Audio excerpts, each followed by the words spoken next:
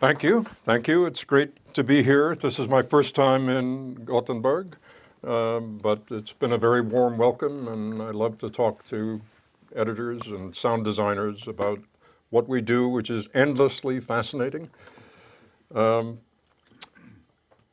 It's very new, however, in human experience. The first films are maybe 120 years old. And that's just around the maximum human lifetime. When I was at film school, a gentleman came to talk to us who was in his early 70s, younger than I am now, the director King Vidor. And he had made a documentary at the age of 18 in 1913 and was talking to us who were in our early 20s.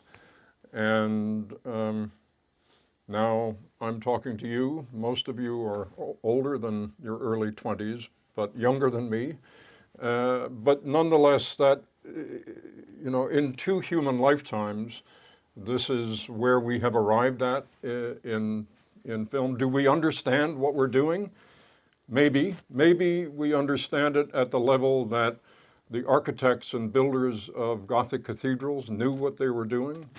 There were no instruction manuals for how you build a cathedral, and yet build it they did, and most of them stayed up.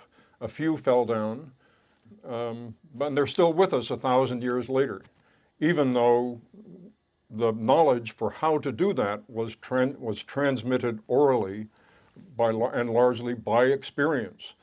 There was a troupe of architects and builders who moved around Europe from place to place, building these magnificent structures.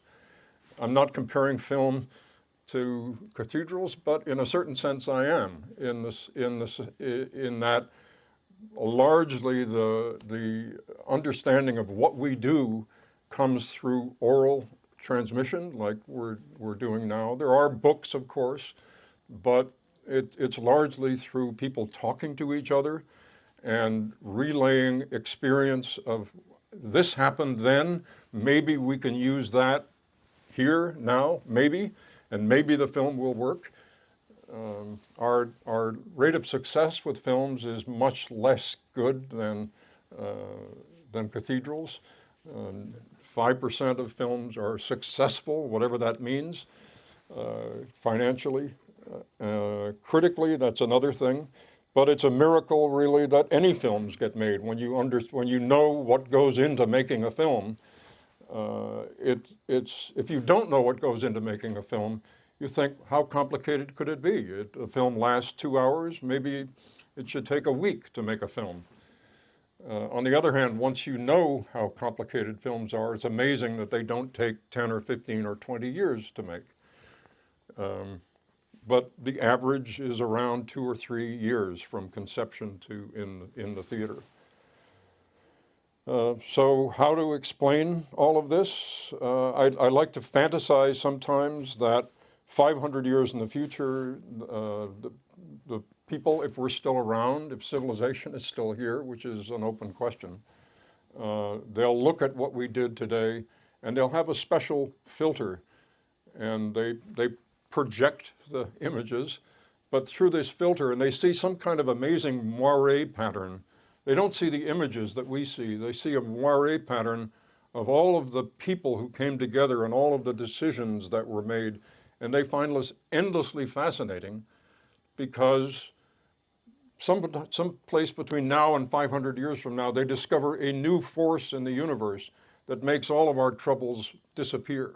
And they say, how did they manage to do that back then when they didn't have force X or whatever it is, this sixth force in the universe? Anyway, that's just a fantasy. But we all, filmmakers, know what I'm talking about in the sense of this sort of communal understanding of what it is that we're doing. And somehow, if we're lucky, this information gets transmitted from person to person within each film and then from film to film. So with that as prologue, I'd like to talk about the value of film editing in itself, not just as a necessary technique, but for what it contributes to the film itself, particularly in light of films like 1917, which just came out this year, which has no cuts in it. There are cuts, a couple of dozen, I'm told, but they're invisible.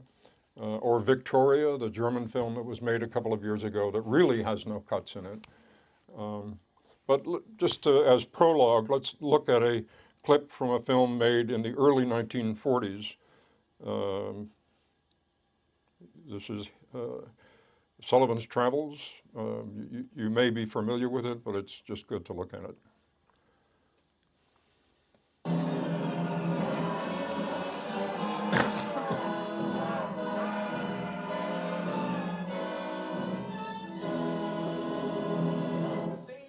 You see the symbolism of it? Capital and labor destroy each other. It teaches a lesson, a moral lesson. It has social significance. Who wants to see that kind of stuff?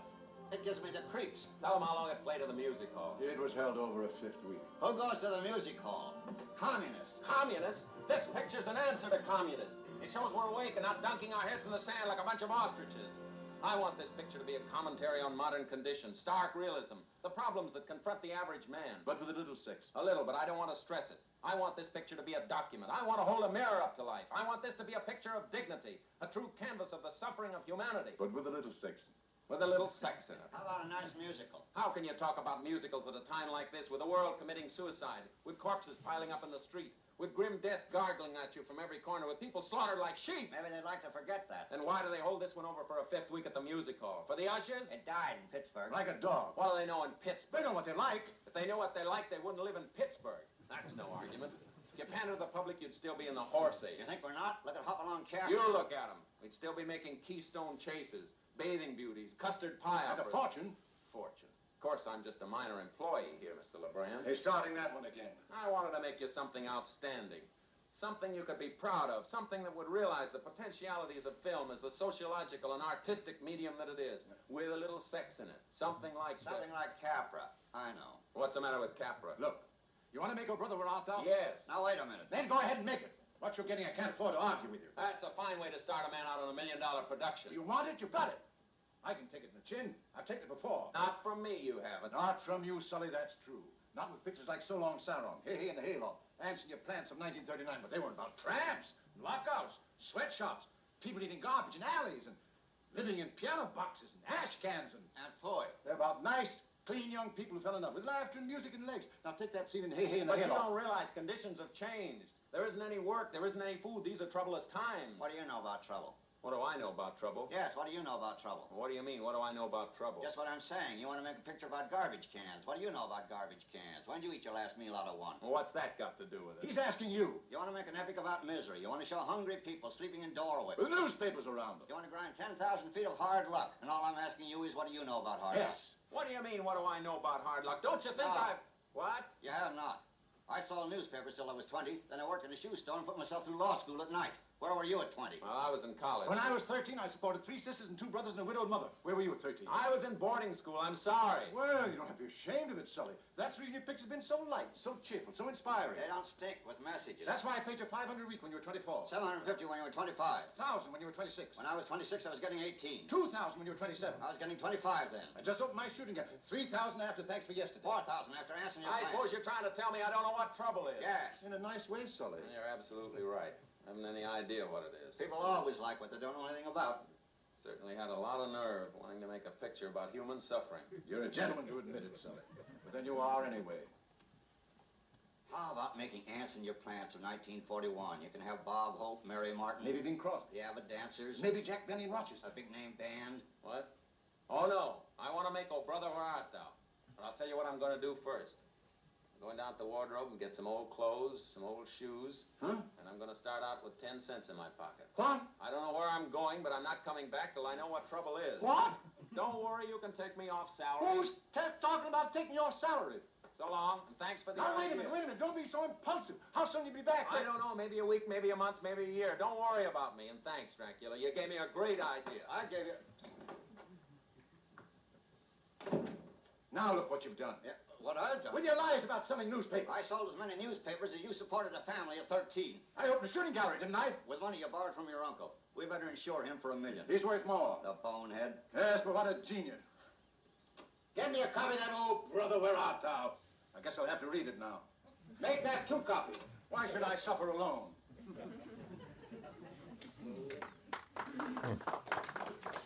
A wonderful scene, beautifully written and acted, and the camera work is exactly what is necessary, but there's not a single edit in that shot. There's no coverage for that 2.5-minute scene, which is a funny and touching, and if you're in the film business, you know exactly what they're talking about. So, you know, what is the value of the edit? If you can do that, why do we need to edit? So that's the mystery and the question that we'll talk about.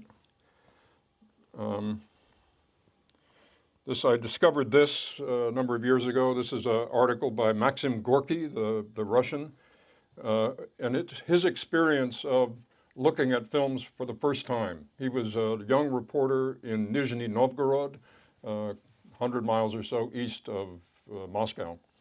And the Lumiere brothers came to town and set up their show in the local brothel.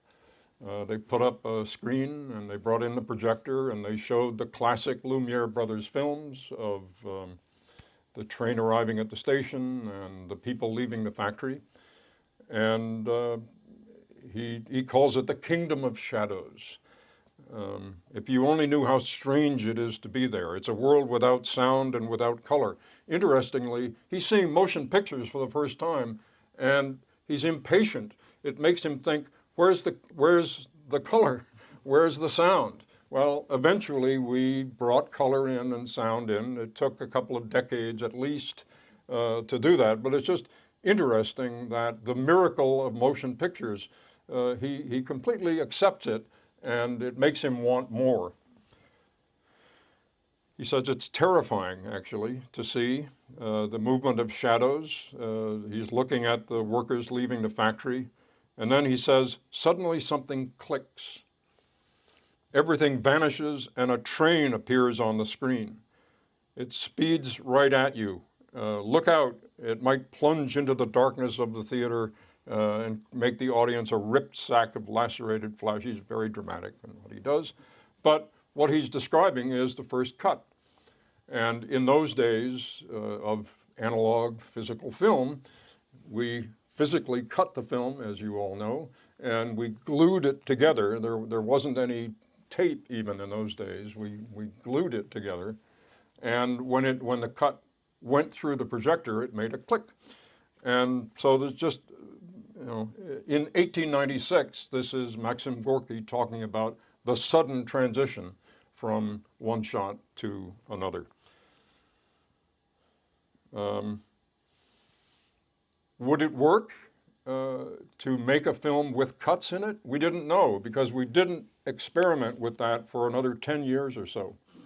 From the invention of film, let's say in 1889 to 1900, this gentleman, film was largely like YouTube videos in the early days, cat videos, single shots that made you laugh, and then they were over, and you went on to the next one.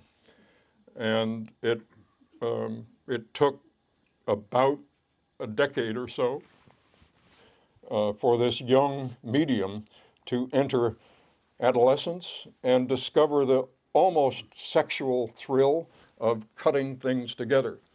And like sex, the idea that you can combine the DNA of two different points of view is intensely fertilizing of the medium. We didn't understand that at first.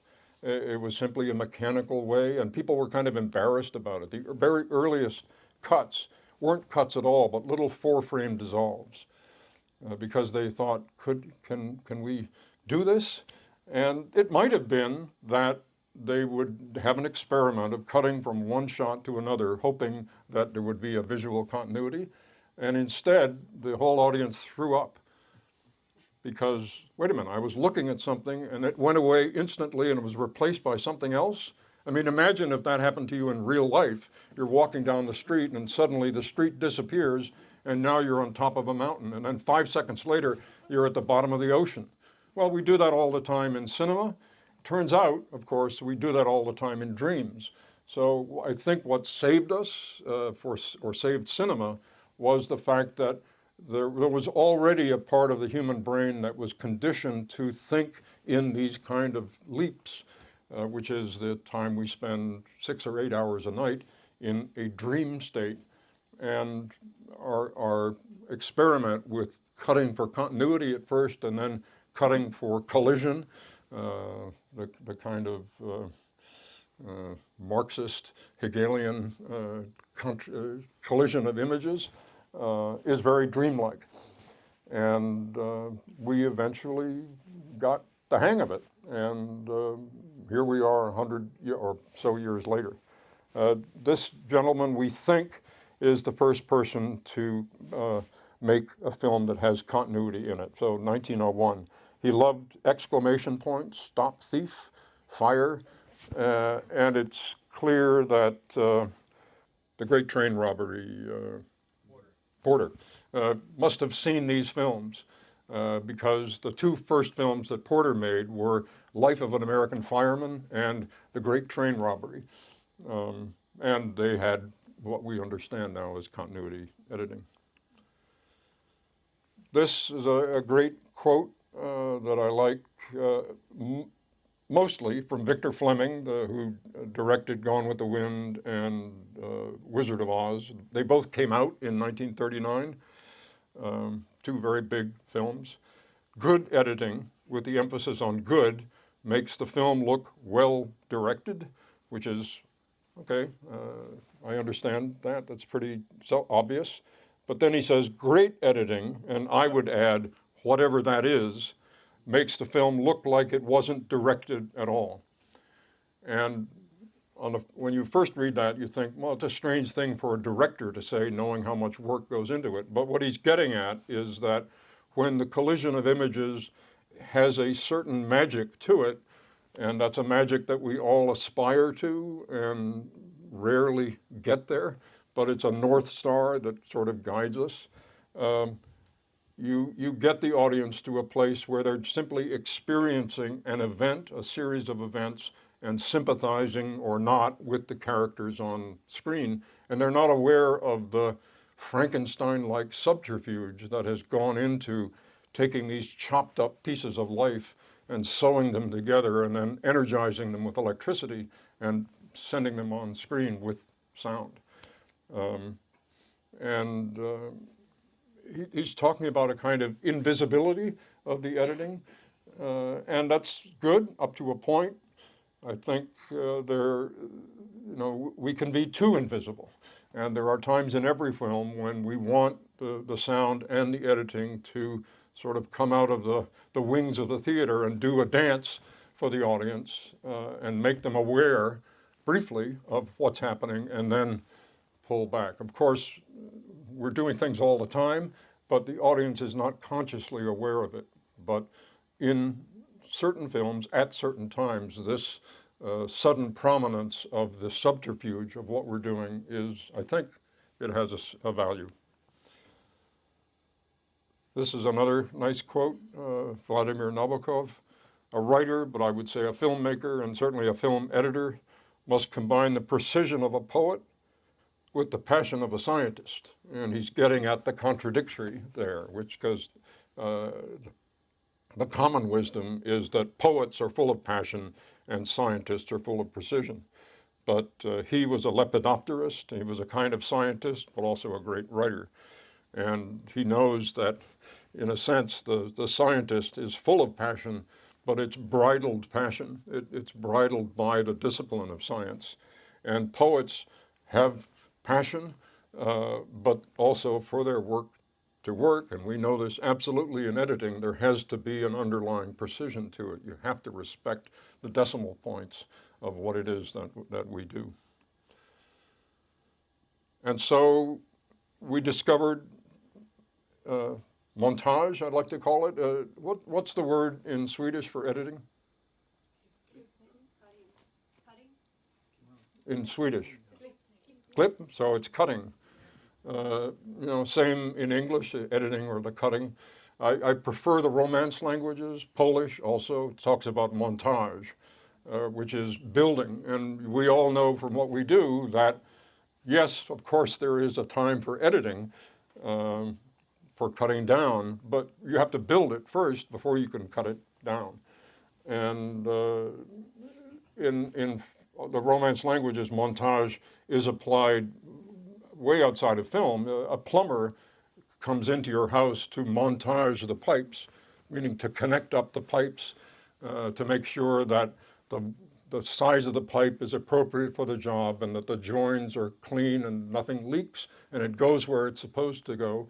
And you can kind of think of editing as a sort of plumbing, that each shot is a pipe that has a certain width and a certain speed of delivery, and then you have to join it to the next pipe and make sure that there are no leaks, make sure that whatever the value is, that join is correct and goes off at the right angle and delivers the fluid, which is emotion, to you, the audience, at the right time and the right place. So cinema was not invented with motion pictures. Motion pictures are the technical invention of showing that films at 24 or 25 frames a second will create the illusion of continuous motion.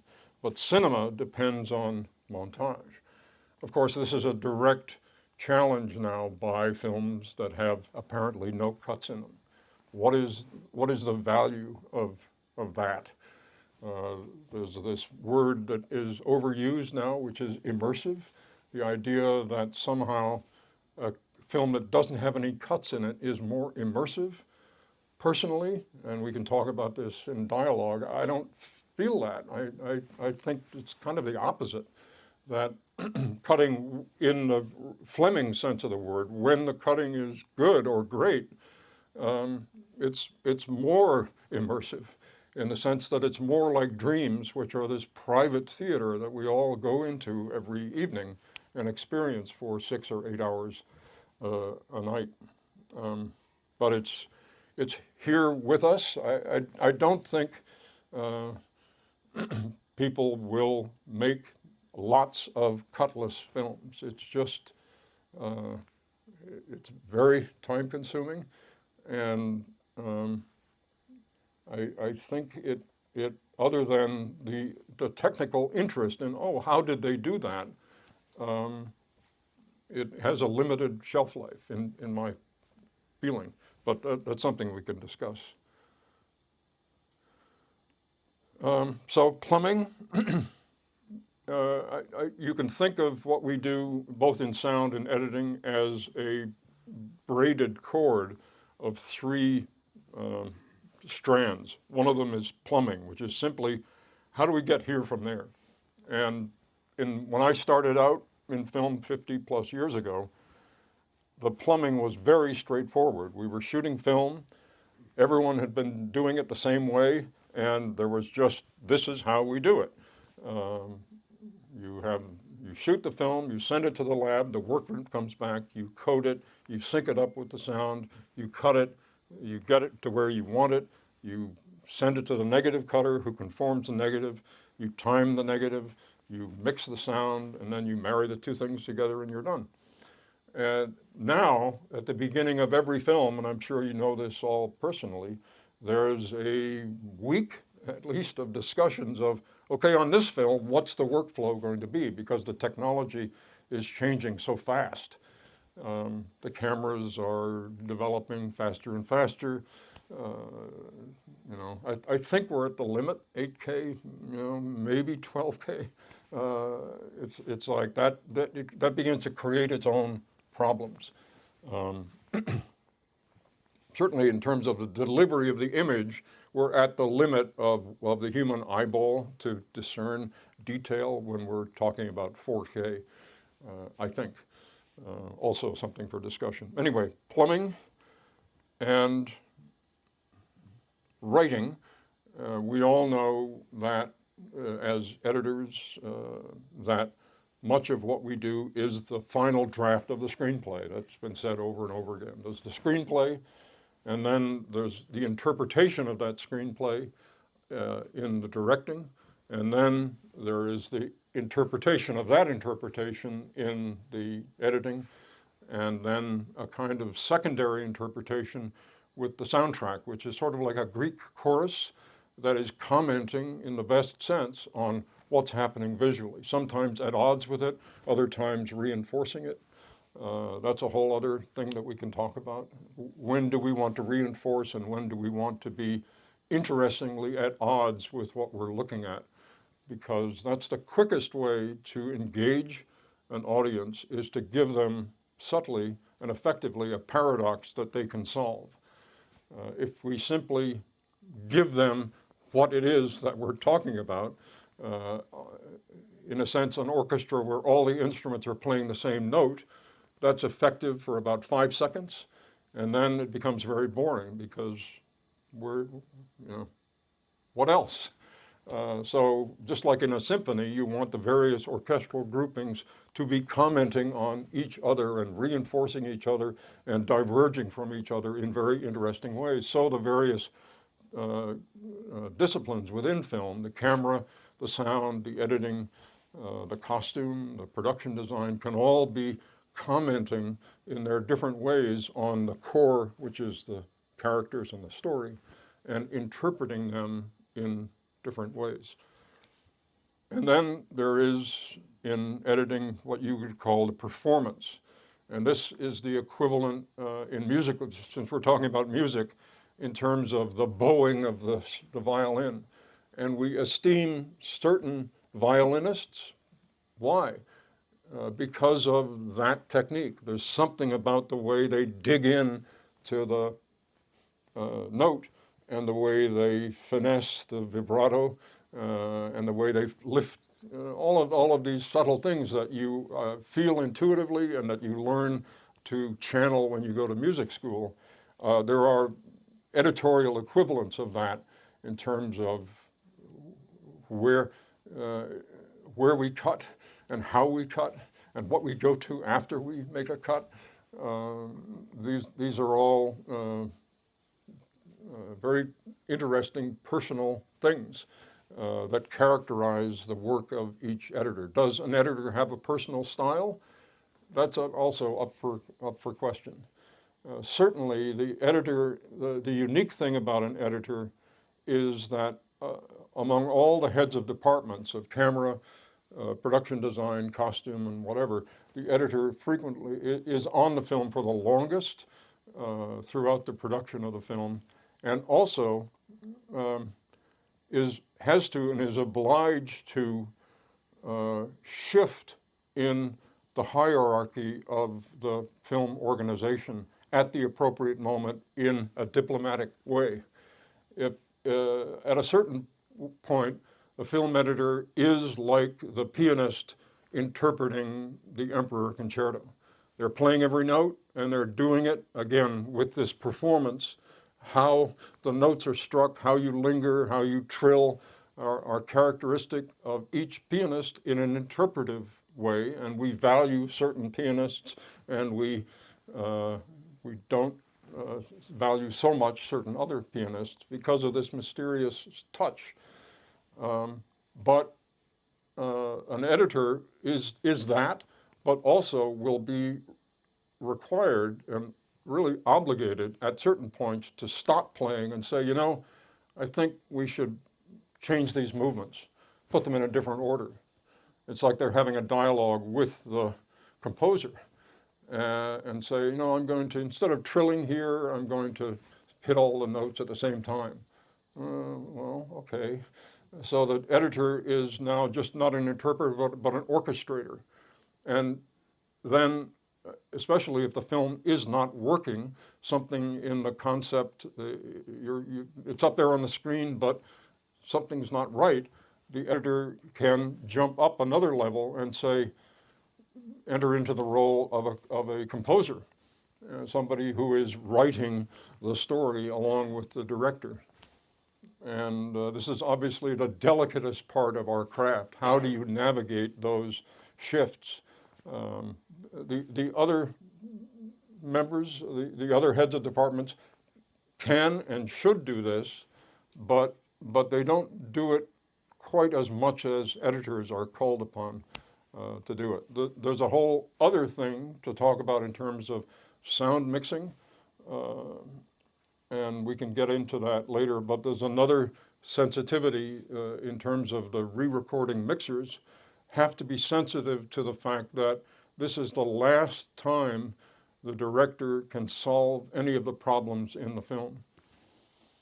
The film is locked, almost always, and here we are in the mix, but the director, in the back of the director's mind, is this niggling problem, and I never really got that moment with the actor. Is there anything we can do in the mix now with the music and the sound effects to solve that problem? And mixers, re-recording mixers, have to be sensitive to the sensitivity of the director about that, and rise to the occasion to help to solve that problem, to be aware that there is a problem, and not simply to think of this, obviously, as simply a technical or even just as an artistic thing, but creative in the highest sense of what we're doing. And of course, we're all bound by schedules and time, but these things do enter into it. I just wanted to say a few things. The book, In the Blink of an Eye, is notorious for something that's called the Rule of Six. And I just wanted to go over that to dispel some misconceptions about it sometimes that have emerged. The primary goal is to create and to maintain and to direct the emotion of the audience in the biggest sense of that emotion. Of course, we can always go for easy emotion, but we may not want to do that at any particular moment. We have to think of the total emotional curve of the whole film and not to go for the jugular every time. And this is very hard to define, and if you could define it, you would have the Aladdin's lamp of how to make a successful film every time. We simply don't know how to do this. This is one of those acupuncture things that I talked about at the beginning. We have intuitions about some of this, but we don't have a engineering handbook for this kind of stuff. Next most important is story, making it intelligible. If you don't want to confuse the audience. You want to keep them interested. You don't want to be too obvious, but you also have to make sense and in an interesting way. I like to think of the ideal film on this level being a kind of sustained deja vu experience. That people are watching the film, they can't, what's going to happen next? But when it does happen, just like a deja vu experience, you think, oh yes, of course, that happened. And so in a sense, the audience begins to feel that they are creating the film that they are looking at. And then this mysterious sense of rhythm, which is like dance. Do you have rhythm? Can you dance? I think these three things are, if you say, do you want to be a film editor? Do you have a sense of rhythm? Do you have a sense of how to tell a story? And can you empathize with characters and with the audience to allow this emotion to be channeled? These are the core things. And the sad fact is that not everybody has these talents. And we can teach this, we can say it's important, but just like in dancing, if you want to be a ballet dancer, you have to have that something that allows your mind and your brain to work with the nerves of your body and the muscles of your body to create an interesting dance. And not everybody can do that. That's how it goes. Then this secondary thing, which is what you might call eye trace, which is where is the audience looking at any one moment on the screen? and you have to or should have a good intuition about where 90% of the audience is looking at the moment of the cut, to either in the incoming shot to put something there that is interesting. You can think of that ball of attention as a kind of an animated thing that moves around the screen, and it's the editor's obligation to carry that ball of attention from across every cut in an interesting way, or not. In a fight scene, you don't want to do that. You want to have these jagged, and sometimes in a love scene, you want to have these jagged things where the audience doesn't quite know where to look. So it's an element to take into consideration. Then there's the problems of translating 3 dimensions into the 2 dimensions of the screen. And this is most visible in the 180-degree rule, talking about dialogue scene. There are times when, most of the time, we want to obey this, but many times we don't. And you have to choose where not to do this and know what you're doing. And the film has to support that. Different films will allow you to do that. Other films will say, no, you can't do that. And you have to learn the language of the film in order to know that. And then just the 3D continuity of space. Where is the characters in the 3-dimensional room, not literal room, but the space of the scene? And this is the last and least important of these things. So there is a hierarchy here. And in no sense is a cut supposed to do all of these things. It's just these are what are, in a simplified form, these are the things that are in play and that you should be thinking about consciously or sometimes subconsciously when you're doing it. If you're presented with a cut that doesn't work, then my suggestion is work your way up this list by removing each of these things. If the cut doesn't work because you're trying to maintain 3D continuity, get rid of it. Just going.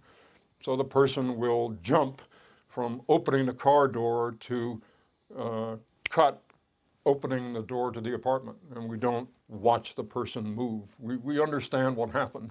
We're using the geography of the screen to move the character. We're not relying on the actual space through which that character has to move.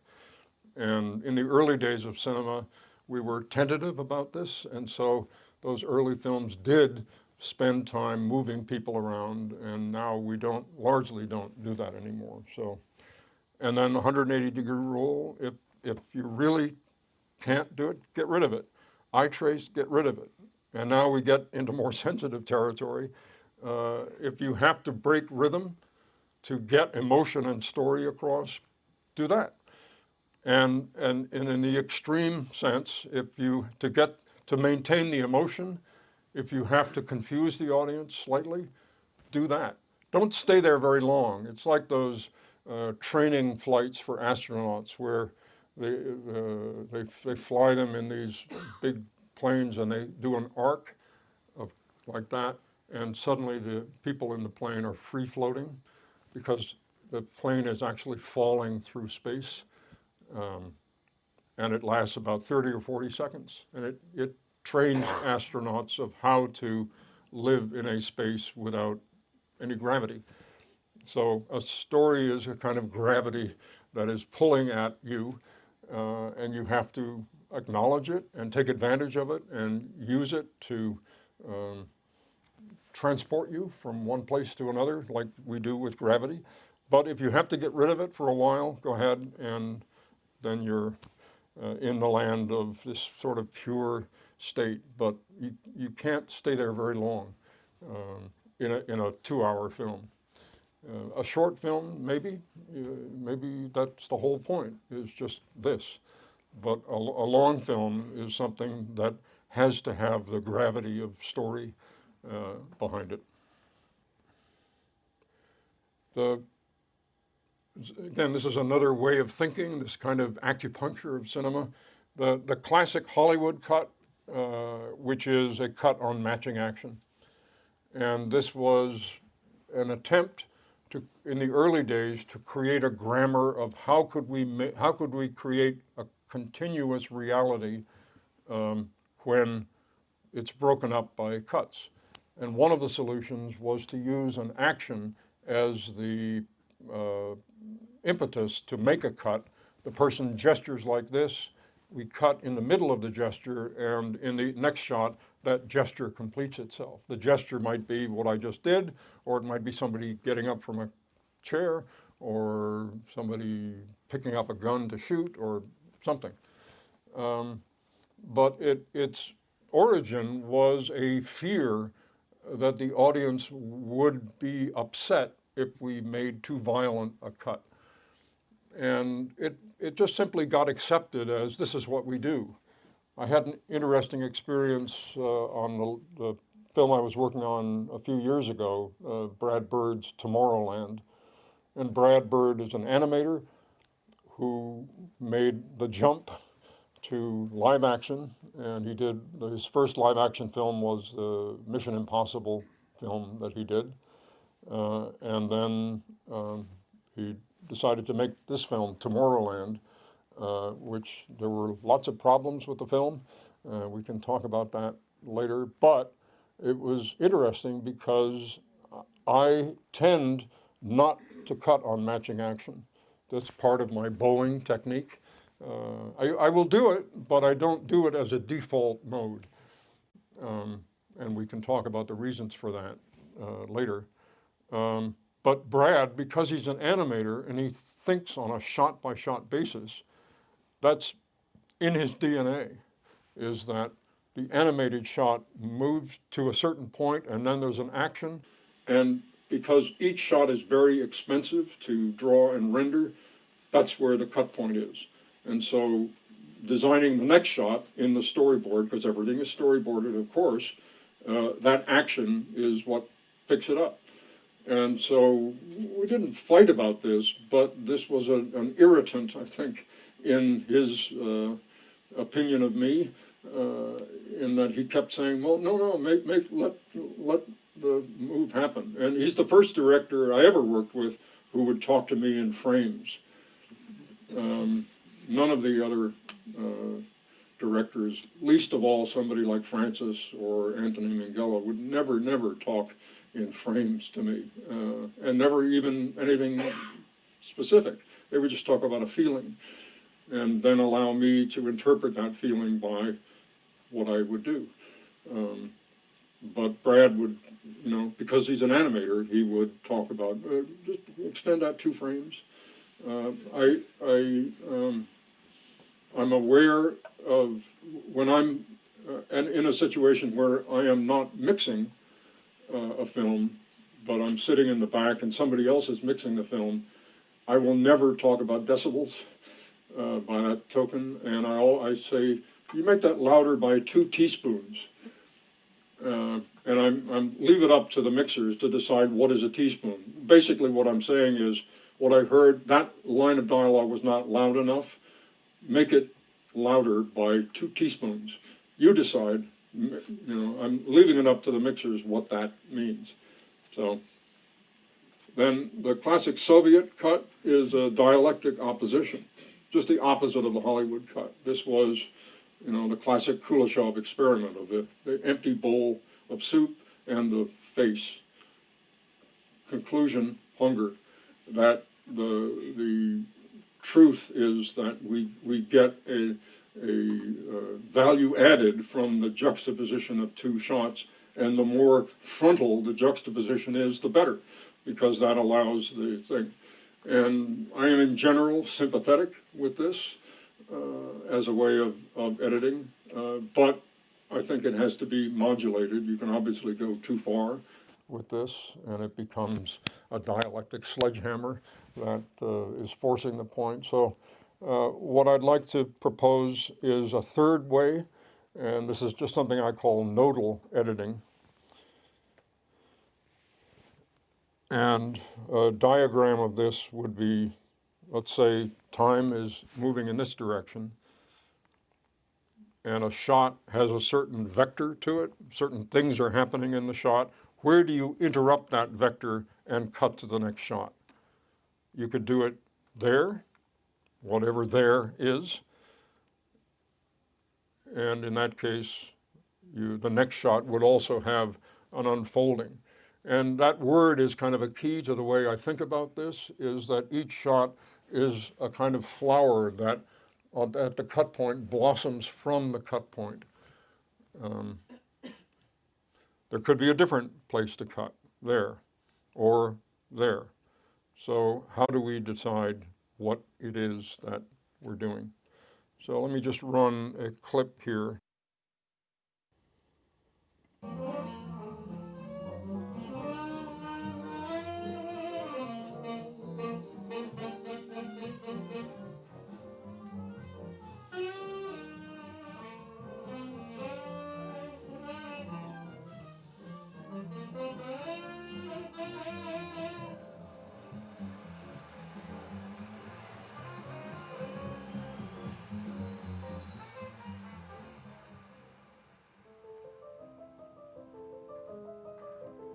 So he's walking across this derelict section of San Francisco, which is where he has his office, and obviously the eye trace is looking at him. He's the only real moving thing in the shot, so we're not, and he's the star of the movie, he's Gene Hackman, so we're looking at him. So he's off now on the right-hand side of the screen. At the cut point, the cut point is where this bar of black is obscuring Harry's face. So the cut point is basically a cut to darkness. We don't know what we're looking at because we have been looking over here on the right-hand side, and then there's a cut, and now the moving elevator reveals Harry's face, which allows our eyes to move over to the other side of the screen. I'll go backwards here for a second.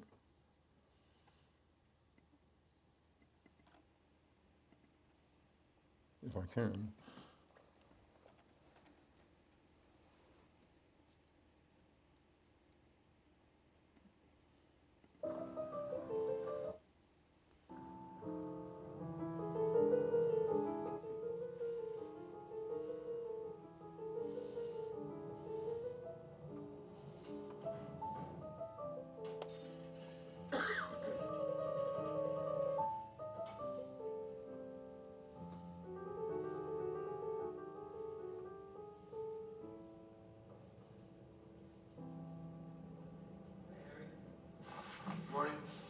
So there's technically a jump cut. The shot continued all the way. Francis allowed Gene to go all the way into the cage in the back, and then they had dialogue in this long wide shot. Would we stand for that? I thought, no, we have to compress this film. We can't, at a certain point, the shot is not interesting anymore. It's your decision, and here's where we get into kind of bowing techniques. Your decision, where does that interest flag or just before the moment of flagging? So you want the audience to think, oh, where are we? This is a big room, and the character is moving away from us. He's going somewhere, and cut. And your decision about exactly where that cut point is part of this bowing technique. It ideally has to be just before the audience would get tired of looking at it. And an audience is a complex entity. It is going to be, there are people who will think that's too long. There are other people who say, I'm confused. So you're trying to gauge the 90% factor in this. So let me go back here for a sec. I mean, these are all basically very simple things, but these were where I discovered these things, so I'm playing them for you.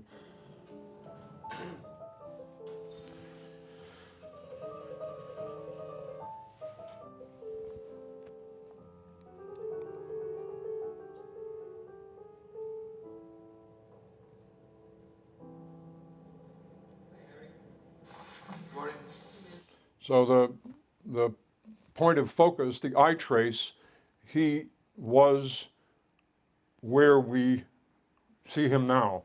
In other words, as a figure, he's moving deep into the shot, and then at the cut point, the eye trace is looking right at him, and he's in one of these unfolding gestures. He's taking off the coat. He hasn't taken off the coat already. He's not about to take off the coat. The shot unfolds with this gesture of taking off the coat.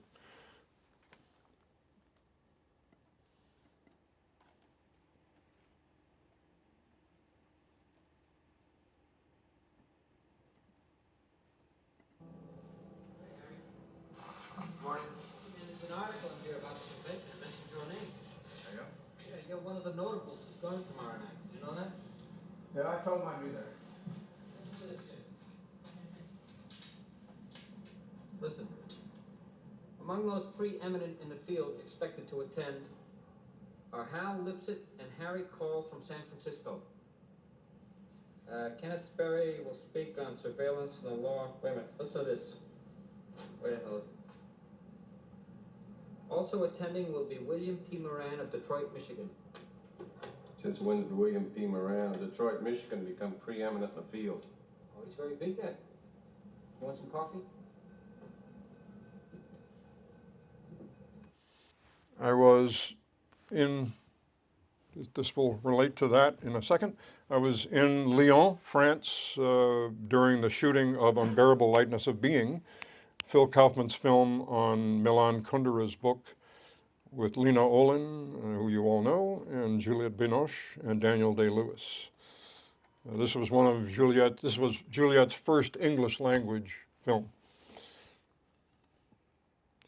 And it turned out I was there longer than I thought I would be because of various things. I was helping shoot some second unit, and I ran out of things to read, and I came across this book in Lyon. I read French, so I picked it up. I'm interested in cosmology, and this is what the book was about. And in the course of talking about the origin of the universe, he quoted a story from this author, Curzio Malaparte, about some, during the siege of Leningrad, some horses, some Soviet military horses who were running from a forest fire. They ran into Lake Ladoga next to St. Petersburg, and or Leningrad as it then was, and they were flash frozen. Suddenly the lake turned to what's known as frazzle ice, a kind of slushy ice. They were caught in a kind of mud of ice, and they couldn't get out. They froze, and the next morning, Malaparte, who was with the Finnish army, looked out and said, "What's that over there? Oh, look, the lake is frozen overnight. What's that over there?" And he went and saw hundreds of frozen horses who had been immobilized. It was like a classic Greek sculpture garden of broken limbs and heads and various agony. And they went out and lit up cigarettes and wandered around this sculpture garden. So I thought, what an amazing story. And I'd heard about Malaparte because I studied Italian literature, but I hadn't studied this story. And so I got interested in him. He built this house. You may have seen it. It's the house in Contempt, Godard's film. He built this with a local builder with their own hands in the late 1930s. And I began translating Malaparte's poetry. I had given an interview after English Patient, and in the course of the interview, which was with a poetry magazine, I made an analogy between editing and translation, in the sense that when you translate from one language to another, you're translating from a language that has a set of efficiencies built into the language, and those efficiencies are different in the next language.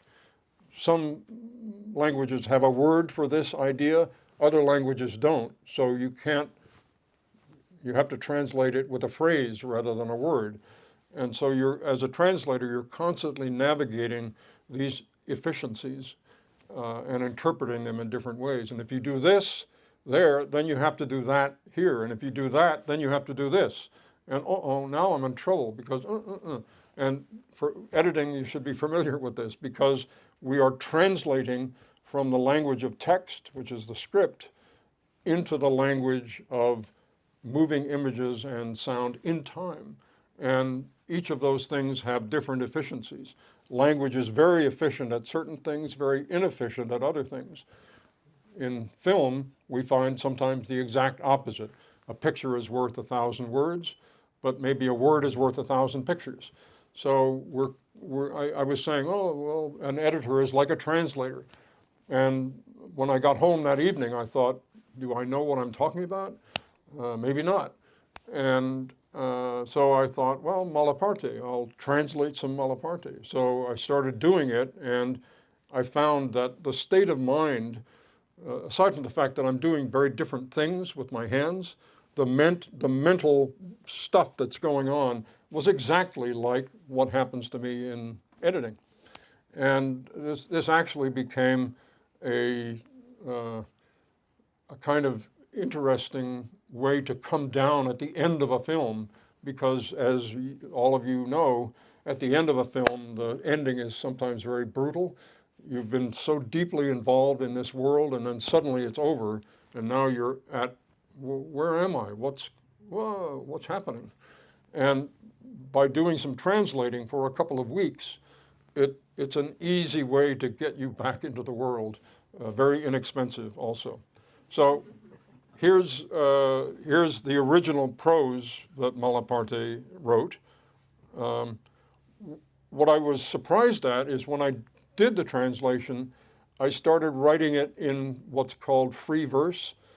It turns into a kind of poetry, and there are various reasons for that. And I'm not a poetic person. I don't read a lot of poetry, so I was curious, and I just let it happen. So when I translated it, it became this. And in English, so this is my native country, the land where I was born a foreigner. His dad was German, but he was born in Italy.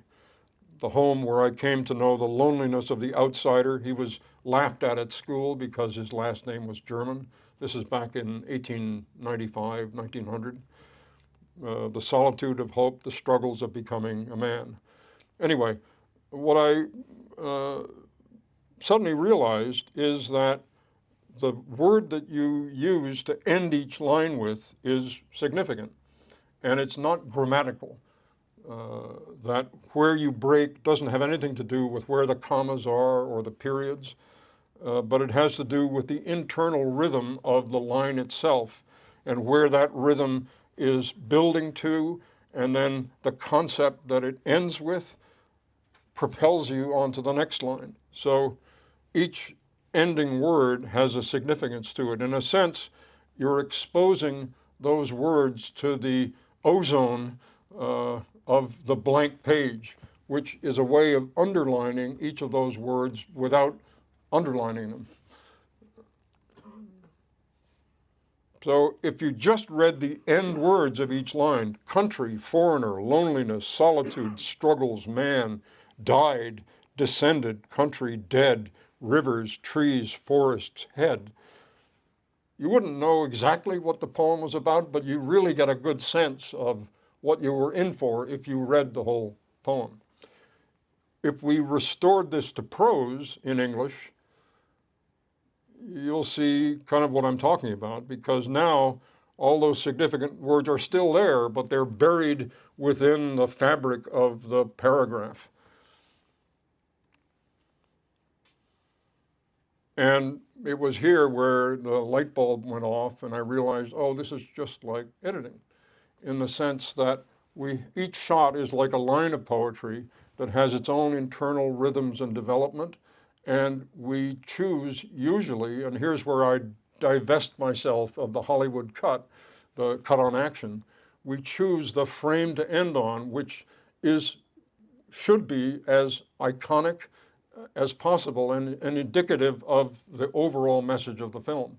So if you just looked at the last frame of every cut, it should say something about what the film is about.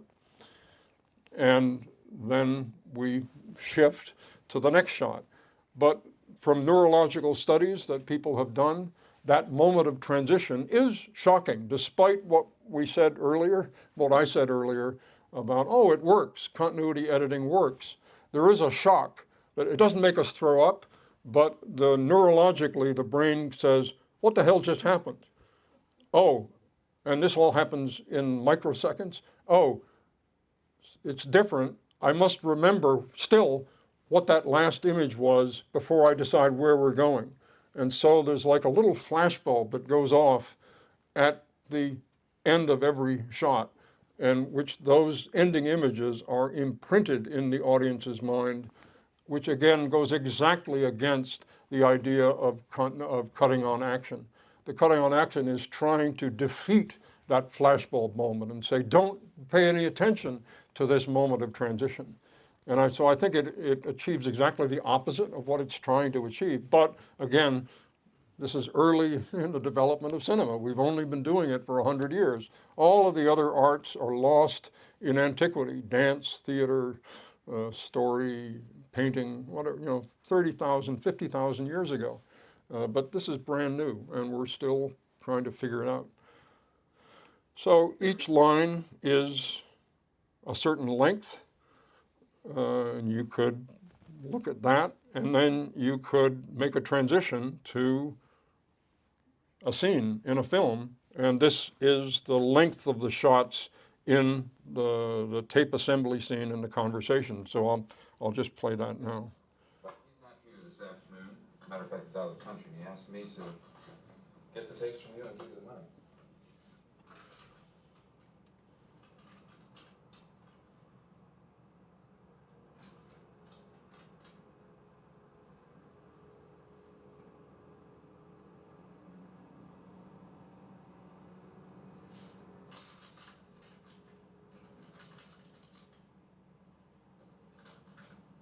I guess I can just wait on this.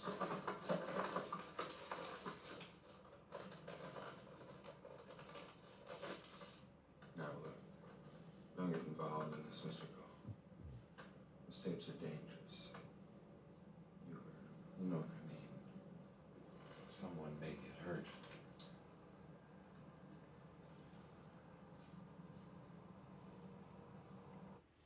So here's, now that I'm thinking about it, this is a good example of the hierarchical thing.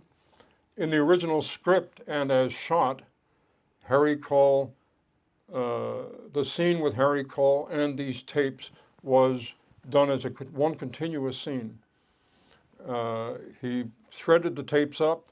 We showed what he did, the technology of it, and then we discovered that there was an obscure line of dialogue, and he uncovered that line of dialogue, which was, he'd kill us if he had the chance.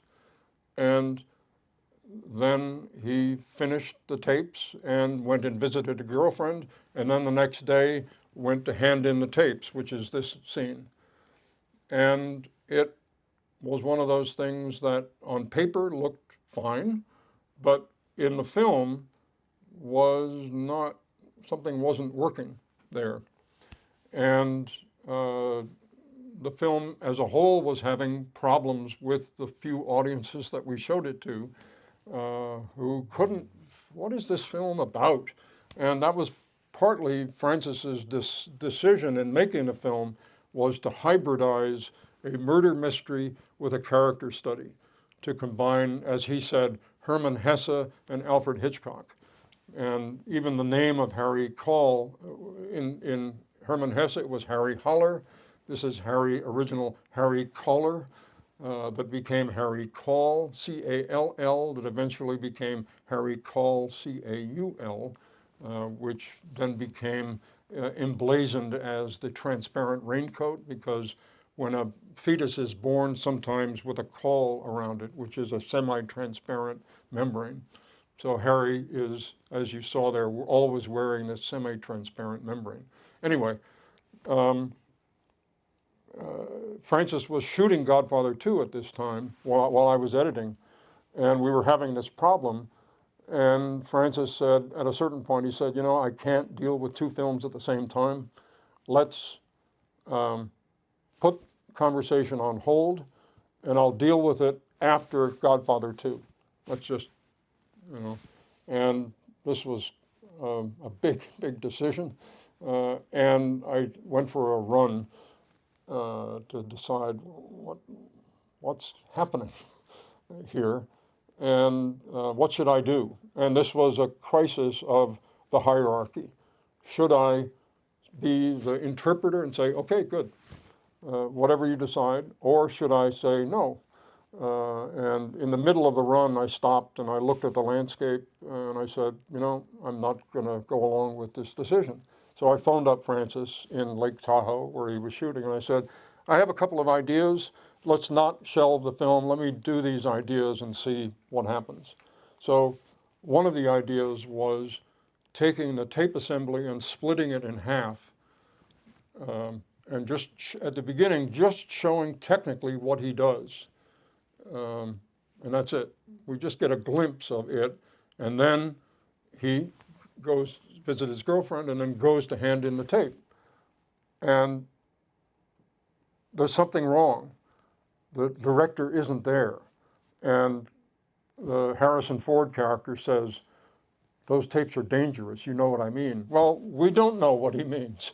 Harry doesn't know what he means because he didn't fully decode the tape.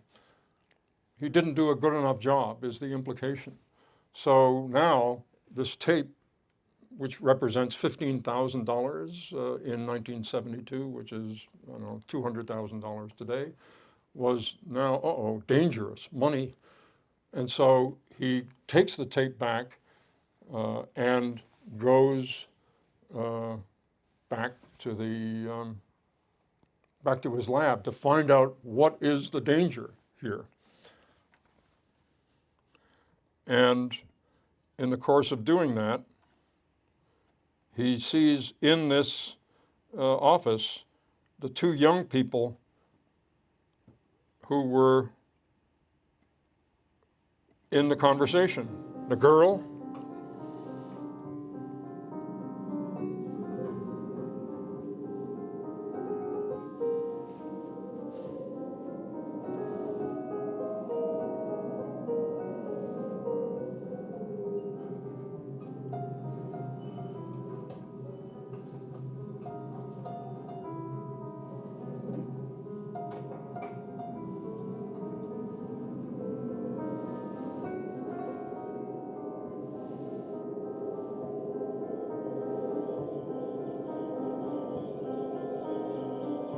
So he's in the elevator, he's trapped with this girl.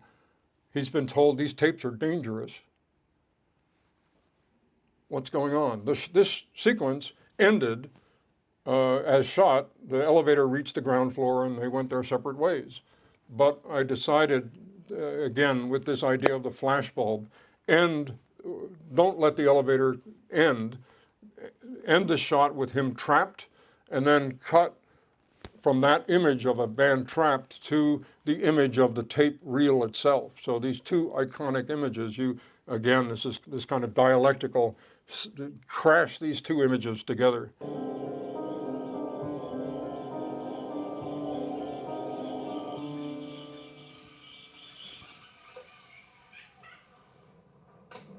What about me? You'll see. Ooh, a lot of fun you are. When the red, red robin goes riding along. Who started this conversation anyhow? You did. I didn't know. Yes, you did. You just don't remember.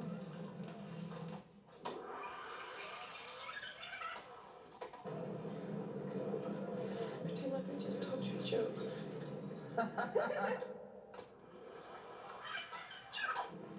Does it bother you, What?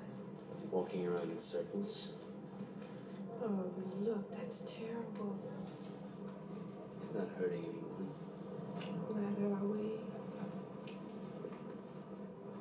Oh, God. Every time I see one of those old guys, I always think the same thing. What do you think? Yeah, what do you think? I always think that he was once some... Hey, Harry, what do you say we take a break? Come on, we'll go to Al's Transbay. I'll buy you a beer, huh? How about that? No, I want to finish this. I thought you turned those tapes in. So that line of dialogue, I thought you turned those tapes in, is an added line of dialogue to help cement this idea that he didn't already, in the original screenplay, he had already turned them in, or he was about to turn them in this, after this scene. But now it acknowledges the fact that these scenes are split. So that line was an added voiceover line. Stan, be quiet, will you? All right. And that respond, Gene Hackman, be quiet, will you, all right, are also added lines. In fact, John Cazale is not saying all right, he's just something, we just forced those lines into his mouth. Do you think we can do this? Tired of drinking anyhow. So I'm interrupting the rhythm here to talk about it, but now we are listening like Harry Call. These tapes are dangerous. What do you mean dangerous? It's just these inconsequential lines of dialogue. So we, like Harry, are trying to listen for where is the danger? Where is the danger? What a stupid conversation. Stan, please, I'm trying to work. Also added lines of dialogue. Tired of mostly everything. Tired of me? Tired of you. But not today. What the hell are they talking about, for Christ's sake? Stanley, please, I'm trying to get this done. All right, don't get excited. Well, I'm getting fed up. About what? About your asking me questions all day long. Jesus. Don't say that. Well, for Christ's sake, Stan, don't say that again, please. Don't use that word in vain. It bothers me. what's the matter, Harry? Your work's getting sloppy. Later in the week. Sunday, maybe. Sunday, definitely. We had a much better track if you paid more attention to the recording, less attention to what they were talking about. I can't see why a couple of questions about what the hell's going on can get you so out of joint. Because I can't sit here and explain the personal problems of my clients.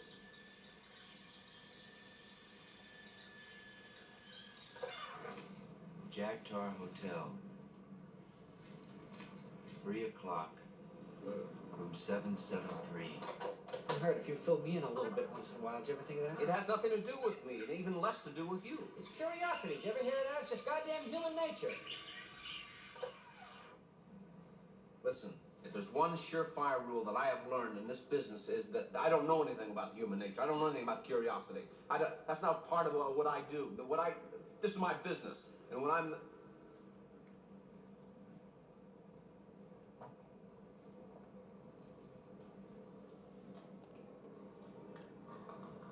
I'll see you later.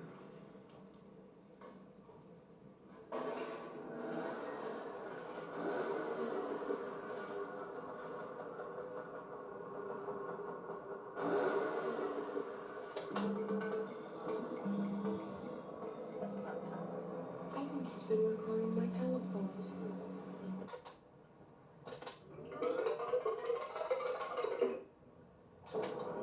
I love you. Spending too much time together here. No, let's stay just a little longer.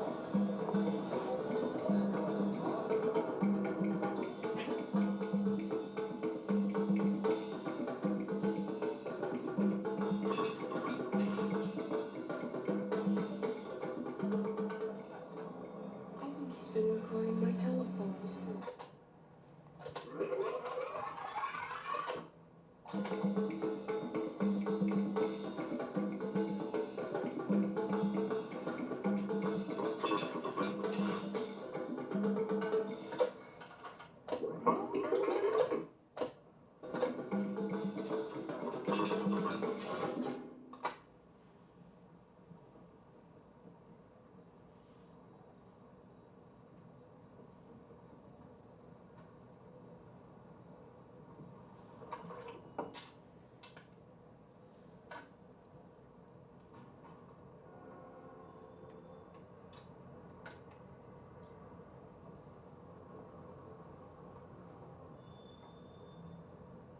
He'd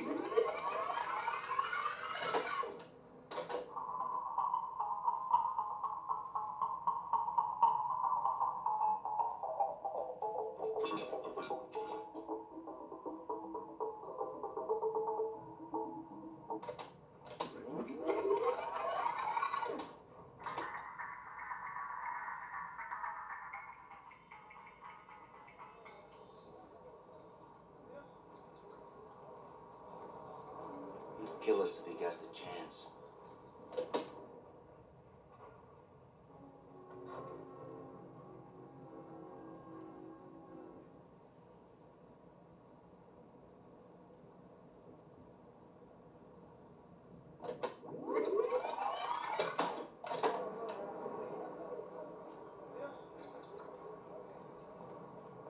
He'd kill us if he got the chance.